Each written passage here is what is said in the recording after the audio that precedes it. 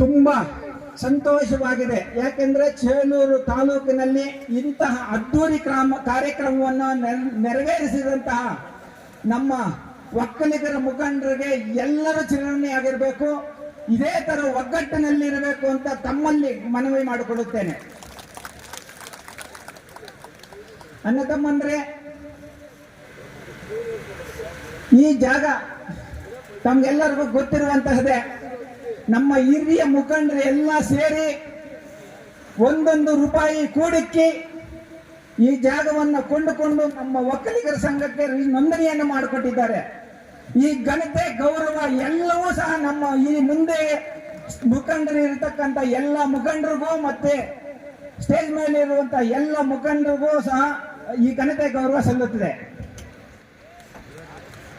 ಇವತ್ತು ಇಷ್ಟು ವಿಜೃಂಭಣೆಯಿಂದ ಬಂದಿರ್ತಕ್ಕಂಥ ಎಲ್ಲ ಮುಖಂಡರು ಅಲ್ಲೆಲ್ಲ ಇರೋ ಮುಖಂಡರು ಬಂದು ಕುತ್ಕೋಬೇಕಂತ ತಮ್ಮಲ್ಲಿ ಮನವಿ ಮಾಡಿಕೊಳ್ಳುತ್ತೇನೆ. ಈ ದಿನ ಚೇಳೂರಿನಿಂದ ಇಷ್ಟು ದೂರ ಅಂದ್ರೆ ಸುಮಾರು 2 ಕಿಲೋಮೀಟರ್ ಬಂದು ನಡ್ಕೊಂಡು ಬಂದು ಇಷ್ಟು ಅದ್ಭುತವಾದ ಕಾರ್ಯಕ್ರಮವನ್ನು ನೆರವೇರಿಸಿದ ಜೊತೆಗೆ ನಾಡಪ್ರಭು ಕೆಂಪೇಗೌಡರ ಜಯಂತಿಯನ್ನು ನಾವು ಇಲ್ಲಿ ಆಚರಿಸುತ್ತಿದ್ದೇವೆ. ನಾಡಪ್ರಭು ಕೆಂಪೇಗೌಡರು ತಮಗೆಲ್ಲರಿಗೂ ಗೊತ್ತಿರುವಂತಹದೇ. ಬೆಂಗಳೂರನ್ನು ಕಟ್ಟಿ ಇರುವಂತಹ ಕೆಂಪೇಗೌಡರು ಹೋಗ್ತಾ ಇದೆ ಬೆಂಗಳೂರು ಅಂದ್ರೆ.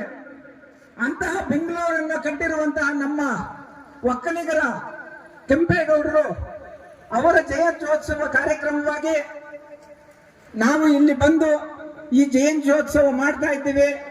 ಇದರ ಜೊತೆಗೆ ಇವತ್ತು ಏನು ಪಂಚಾಯಿತಿಯಿಂದ ಪ್ರತಿಯೊಂದು ಹಳ್ಳಿಯಿಂದ ಮುಖಂಡರು ನೆರೆದಿರುವಂತಹವರು ಈ ಒಕ್ಕಲಿಗರ ಚೇಳೂರು ಹೋಬಳಿ ಹೊಸದಾಗಿ ಆಗಿದೆ.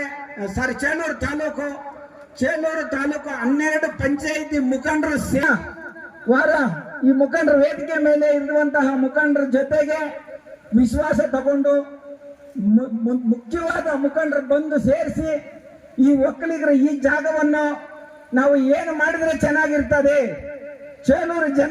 ಚೇಳೂರು ತಾಲೂಕಿನ ಜನತೆಗೆ ಅಂದ್ರೆ ಮೂಲೆ ನಮ್ಮ ಆಂಧ್ರ ಬಾರ್ಡರ್ ಇರ್ತಕ್ಕಂತಹ ಚೇಳೂರು ಇದು.